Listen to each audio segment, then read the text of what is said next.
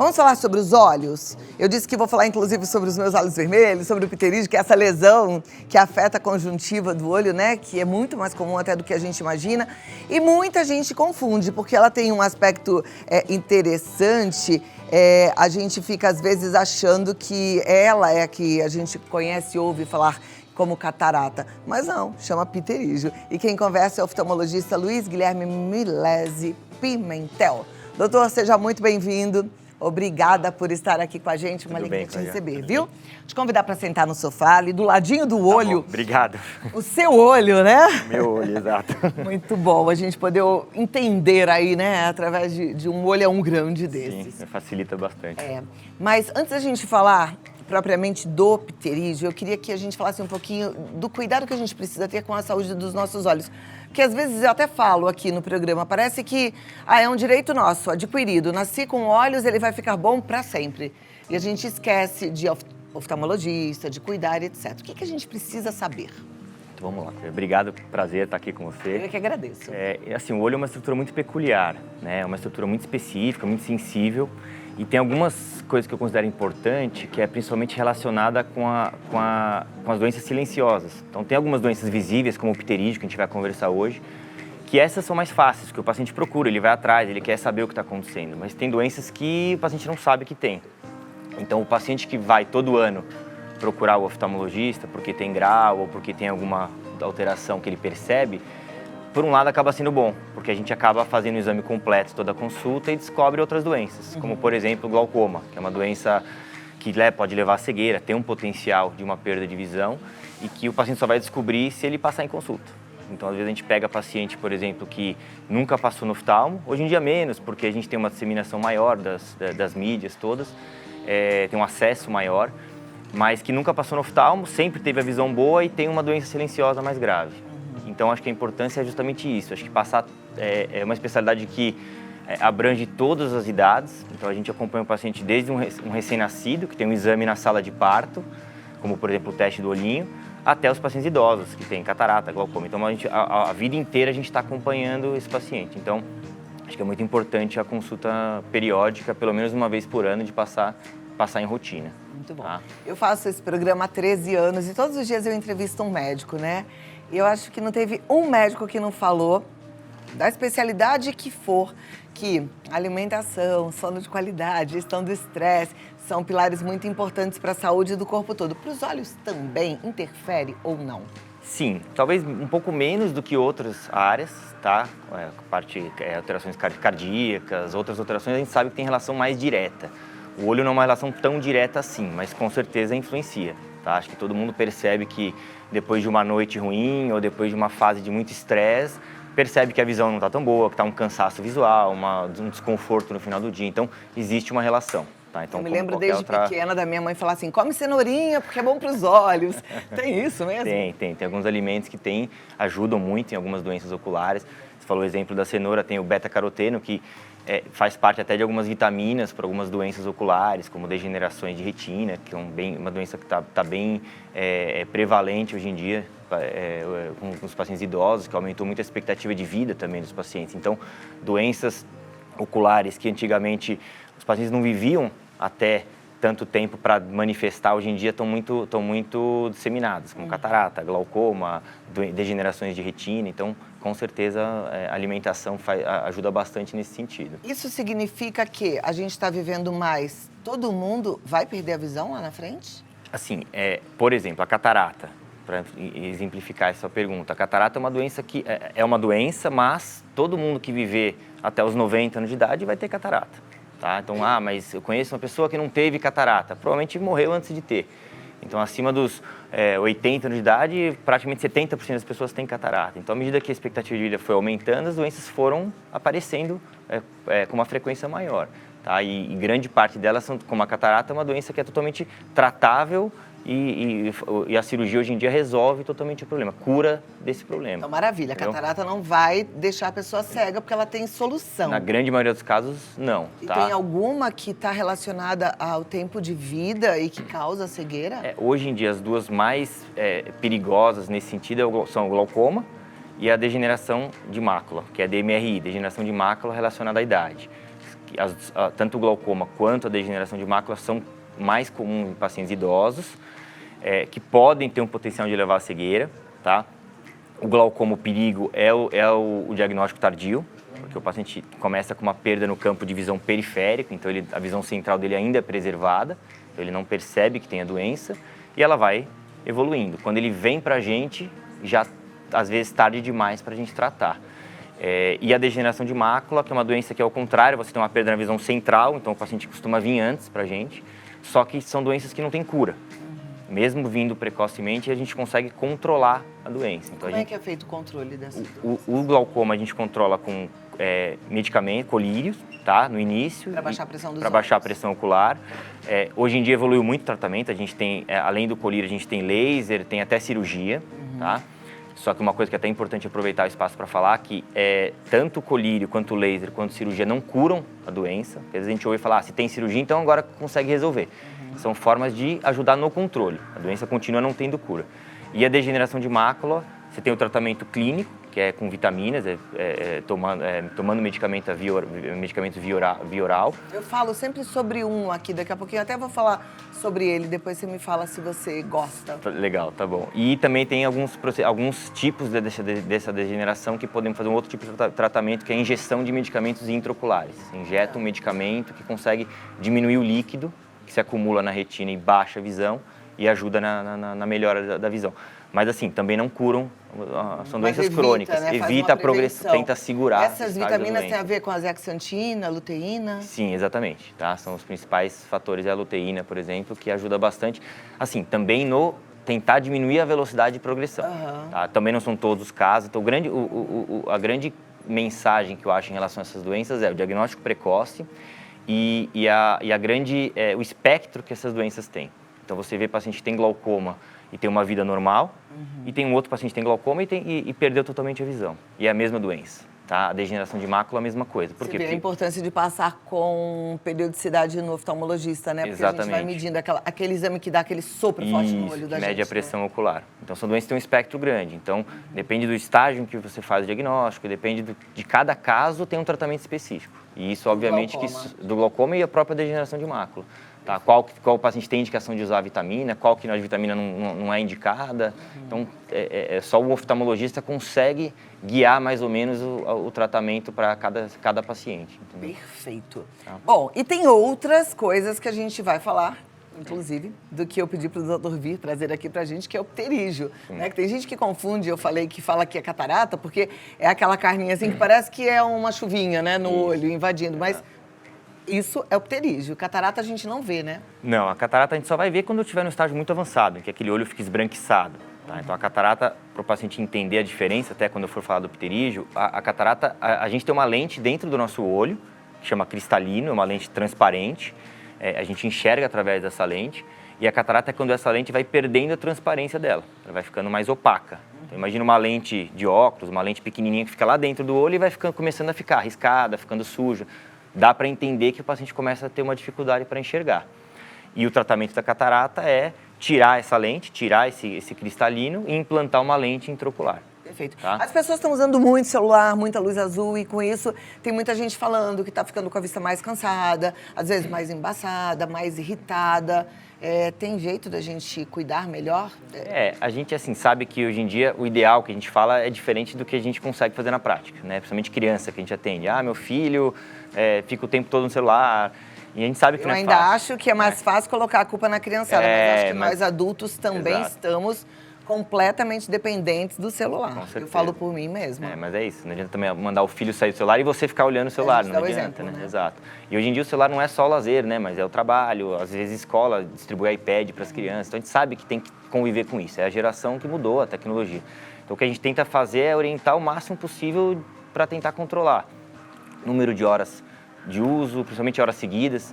Então a gente orienta a cada 50 minutos, 1 hora de tela, tentar parar ali uns 10, 15 minutinhos em que você consiga tirar o foco direto da tela, tá?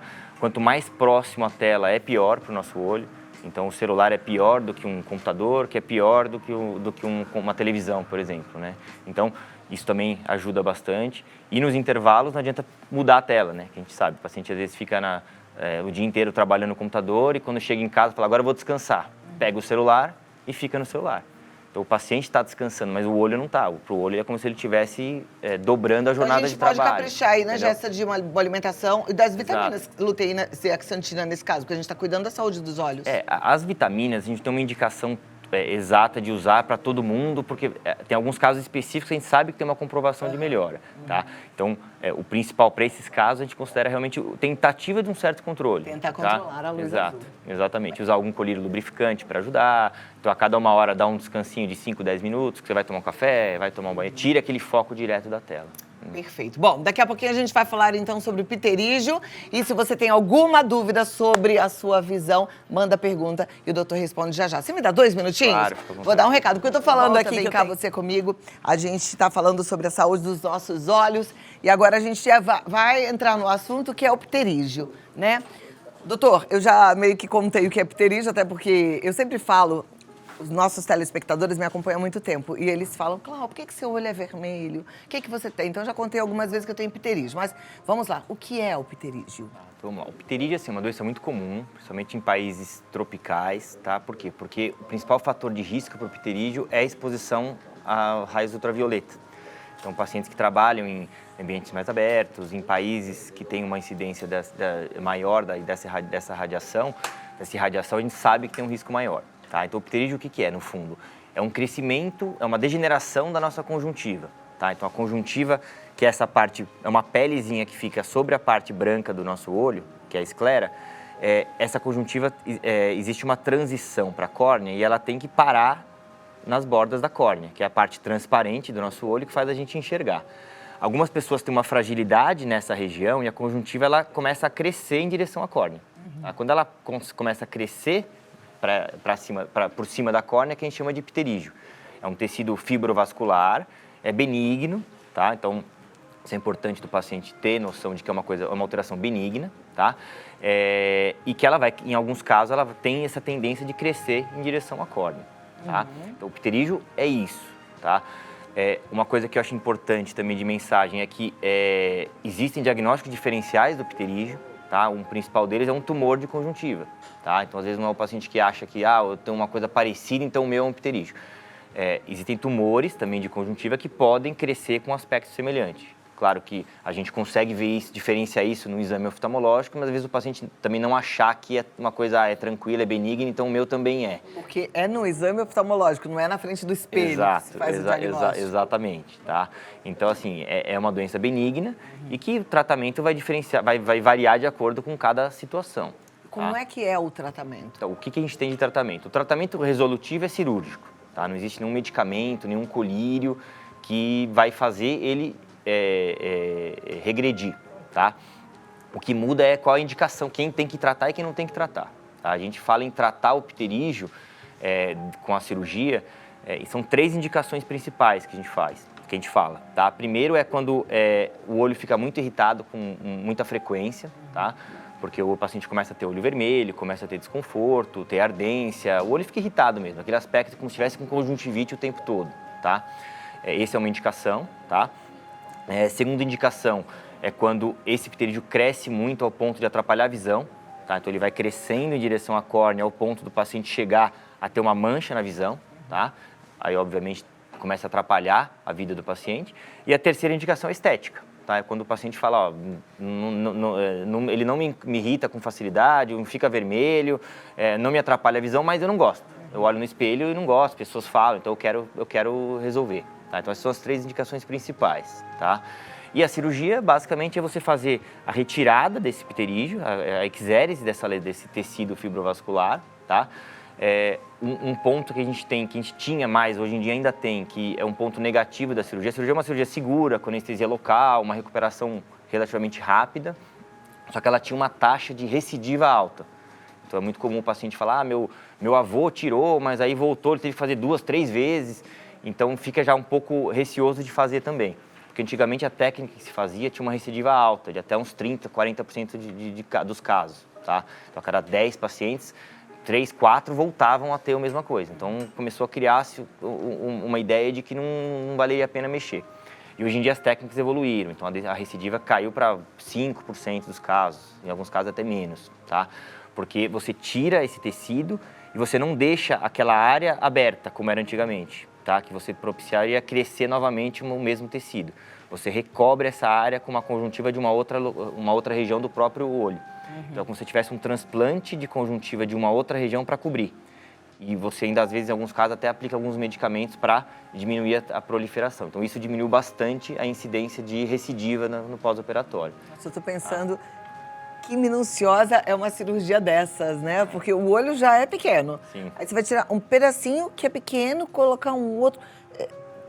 Tem sutura nisso? Pontos? Tem. Então, assim, o principal que o paciente fica com um pouco mais de receio é essa questão do ponto, né? Mas vai dar um ponto no meu olho e fica com aquela ideia de que é uma cirurgia... Ele vem para o consultório falando que é uma cirurgia simples e, na verdade, eu sempre tiro esse mito, porque uma cirurgia oftalmológica não é uma cirurgia simples. É diferente de confundir o simples com seguro. É uma cirurgia simples? Não acho simples, mas eu considero uma cirurgia segura. Em termos de riscos, de complicações, eles são muito baixos. Mas realmente, assim, não é simples porque nós vamos mexer numa estrutura que é pequena, que é o olho, que é sensível, que é o nosso olho. Então, por isso que a gente tem que ter isso em mente, tá? Existem técnicas que realmente se dá ponto, porque você vai ter que tirar esse pedaço da conjuntiva e vai ter que suturar nessa região.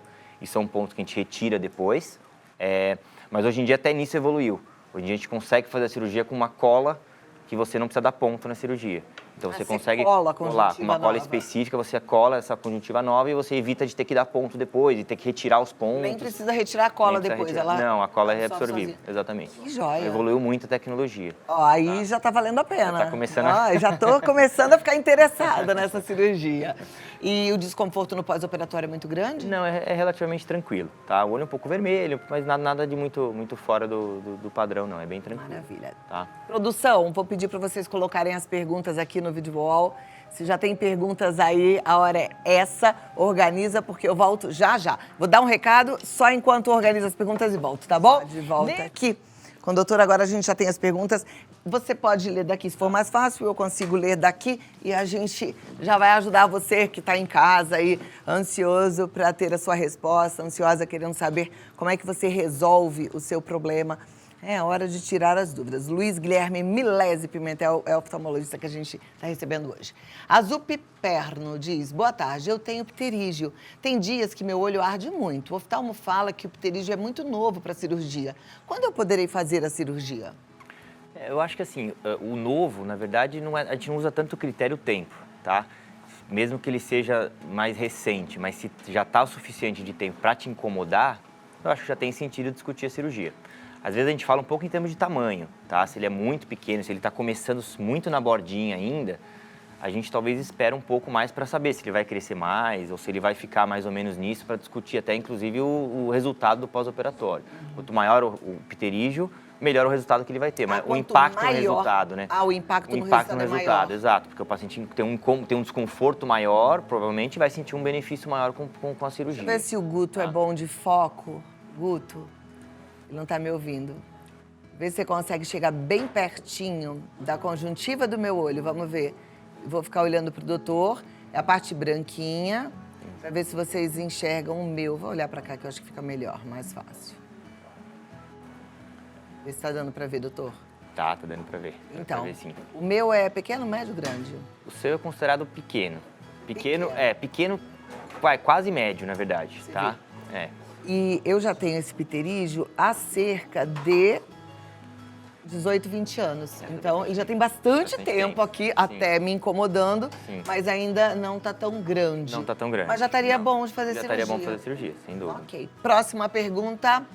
Obrigada, Zupi Perno. Luciana, quando operamos catarata por volta dos 50, ela corre o risco de voltar? Então, essa é uma pergunta que a gente ouve bastante, tá? Não, a catarata não volta, tá? O tratamento da catarata ele é totalmente resolutivo, tá? E é fácil entender por quê. A catarata, a gente tem uma lente dentro do nosso olho, vou até abrir aqui para mostrar, que é essa daqui que eu comentei com vocês, tá? Essa lente aqui é o cristalino, tá? Então, todo mundo tem essa lente. A cirurgia de catarata, a gente tira essa lente e implanta uma lente no lugar. Então, a estrutura que causa a catarata, que é o cristalino, vai estar retirado. Então, não tem como ela voltar, tá? Então, uma vez feita a cirurgia de catarata, o problema está resolvido. Agora, eu conversei, inclusive, essa semana, por um acaso, com um amigo que falou que eu tive que fazer uma nova cirurgia. Lembra que eu tive uma catarata? Deu uma opacidade na Isso, lente. Exato. Será que é isso que as pessoas Isso estão pode achando que ela acontecer. volta? O que é isso, então? Quando a gente faz a cirurgia de catarata, a gente tira essa lente, a gente deixa o que a gente chama de cápsula posterior. É como se a gente estivesse tirando 95% do cristalino. A gente deixa a cápsula de trás dessa lente para onde vai apoiar a lente nova. E essa lente que a gente, essa cápsula que a gente deixa essa lente, ela com o tempo ela pode se opacificar um pouquinho, a gente chama de opacidade de cápsula, tá? Isso pode acontecer em alguns casos, tá? Isso a gente resolve fácil fazendo um laser, não é uma nova cirurgia, tá? É um laser que a gente aplica que limpa essa cápsula e volta a melhorar a visão do paciente. E quando dá essa opacidade, a pessoa provavelmente percebe uma alteração na visão. Ela começa a falar, nossa, eu operei, fiquei ótima e de repente passou alguns meses ou alguns anos e a minha visão começou a embaçar um pouquinho. Não igual era com uma catarata, mas ele fala que não está tão nítido. E aí quando a gente vê essa opacidade, a gente faz essa limpeza. Perfeito. Obrigada, Luciana, pela sua pergunta. Próxima pergunta, vamos lá para a tela. Vira, por favor, produção. É da Fátima Regina. É possível eliminar o pterígio naturalmente? Não, tá? Ele pode ficar estável, tá? E ficar muitos anos sem crescimento nenhum, mas ele sumir espontaneamente é muito difícil. Ele pode, às vezes, parar de irritar, ficar menos vermelho. Isso pode acontecer com colírio lubrificante, ou às vezes o próprio dia a dia do paciente muda. Então, às vezes, o paciente tinha um pterígio e que ele trabalhava, por exemplo, num local que era muita poeira, muito pó, o ambiente mais... E aí ele ficava mais inflamado com frequência, às vezes ele muda de trabalho, muda de local e às vezes para de inflamar o pterígio. E aí para de irritar o olho dele, mas o pterígio em si não vai regredir espontaneamente. Perfeito. Tá? Próxima pergunta, obrigada, Fá Regina. Um beijo para você. É a Gildete Chagas. Boa tarde, uso colírio para glaucoma e tenho uma ardência na pálpebra direita, que fere sem que eu mexa e solta uma casquinha. Será por causa do glaucoma? Essa é uma queixa bastante comum dos pacientes de glaucoma, mas não pelo glaucoma, mas pelo tratamento do glaucoma. Por causa do colírio? Colírio, tá? Os colírios para o tratamento do glaucoma, eles são colírios que têm bastantes efeitos colaterais, tá? Bromidina? E tem várias opções, tem várias classes de medicamentos, tá? E cada uma delas tem algum sintoma de efeito colateral mais comum, tá? Esse que dá essa casquinha? Quase todos eles podem dar, dependendo do organismo de cada um. Mas assim, tem alguns que dão escurecimento em volta dos olhos, olho vermelho, um pouquinho irritado, olho seco, são queixas muito comuns. Porque são colírios que o paciente vai usar a vida inteira, em alguns casos. Então o paciente usa 10, 20, 30 anos de colírio. E os colírios têm muitos conservantes, então isso com o tempo vai sendo bastante comum. Por isso que os tratamentos hoje em dia de glaucoma com laser e até cirurgia têm alguns benefícios, inclusive de tentar livrar o paciente desses colírios. Olha que maravilha. Tá. Bom, de repente a gente Esse é um dos critérios que a gente usa até, né? Às vezes o paciente está com o glaucoma controlado com o colírio está indo bem, mas com esses efeitos todos. Então, às vezes a gente usa um outro tratamento para tentar livrar o paciente desses colírios, entendeu? Eu às vezes recorro a um colírio desses porque um oftalmologista me indicou para clarear o olho. Ele realmente dá uma clareada bem instantânea, né? Para televisão seria bom. Mas dá um sono. Dá um sono que vocês não fazem ideia. Não é verdade? Tem alguns colírios que fazem isso mesmo. Quero mais uma pergunta na tela, mas antes, deixa eu te perguntar uma coisa, doutor. Você disse que a recuperação de pterígio é razoavelmente boa e rápida. Sim. Durante quantos dias a pessoa fica com aquele olhão vermelho, assim? Isso pode variar um pouquinho. Eu sempre falo para o paciente se programar para uma semana mais tranquilo. Tem casos que 1, 2 dias está ótimo, tem casos que arrasta um pouco mais. Mas uma semana acho que é um tempo bom para a gente falar em ter um olho praticamente normal, tá? Então, não é nada de muito fora. E não é um pós-operatório que você tem que ficar de repouso em casa, não é isso. Não, pode trabalhar a vida normal. Uma vida prática normal, mas esteticamente vai estar com o olho vermelho. Eu vou fazer. No ano que vem, sem falta. E vocês vão me ver de olhinho vermelho. Vou fazer numa sexta e vou voltar segunda. Boa, combinado. Aí a gente vai conversando, vocês vão acompanhando. Porque senão eu não vou fazer nunca, né, gente? Vou fazer, vou marcar. Porque os nossos olhos diminuem quando envelhecemos. Oh, meu Deus, a gente vai envelhecendo, muda tanta coisa, né? Exato. Na verdade, essa também é uma falsa sensação de que o olho diminui, né? Na verdade, o olho continua do mesmo tamanho. O que diminui é a nossa fenda palpebral, tá? Porque você tem o olho aqui, você tem a pálpebra superior e a pálpebra inferior, em que você começa a ter um acúmulo, você começa a ter uma absorção dessa gordura em volta e excesso de pele em volta dos olhos, tá? Então, é como se fosse o aspecto do olho fechando, porque a sustentação em volta do olho começa a diminuir. Então é a pálpebra de cima que pode cair um pouquinho, sobra um pouco de pele que vai cobrindo um pouco o olho, então dá a sensação de que o olho está diminuindo. Na verdade, a fenda está diminuindo e é uma queixa bastante comum, tá? Inclusive o tratamento disso também é cirúrgico. Você tirar esse excesso de pele, subir um pouco, aumentar a sustentação das pálpebras superiores, isso acaba ajudando bastante esteticamente para o paciente e às vezes até funcionalmente. Às vezes funcionalmente. Vocês lembram? Eu fiz essa cirurgia porque a pele começa a cair exato. E começa a atrapalhar o campo de visão. Exato, exatamente. E é interessante a gente falar isso porque tem muita gente que tem um baita preconceito por falar, ai, cirurgia plástica, que frescura. Não, se começa a te prejudicar, não existe frescura nenhuma nisso. Aliás, se começa a prejudicar a sua autoestima também, eu particularmente não vejo frescura nenhuma nisso. E a gente precisa entender que essas coisas vão dar pra gente mais qualidade de vida. Imagina, tem gente que tem a pele tão caída que enxerga muito mal. Exato. Então, existe a cirurgia, em alguns casos é coberta até pelo plano de saúde. Sim, né? sem dúvida. Doutor, muito obrigada, amei recebê-lo. Eu vou passar aqui os contatos, você que gostou também, quer marcar para fazer uma avaliação, não esqueça, avaliações periódicas no oftalmologista podem garantir a sua boa visão pro resto da sua vida, tá? A gente não quer ficar mais velho, perder a visão e perder a qualidade de vida, né? Então é Clínica Lavoie. Isso, Clínica Lavoie. O WhatsApp é o 11, salva aí já, 3082-0629. 11 30 82 0629. Dr. Luiz Guilherme Pimentel. Muito obrigada e até a próxima. Obrigado, viu? Obrigado. Muito bom te receber. Obrigado. E aprendemos juntos aqui sobre os nossos olhos, né, gente? Que joia.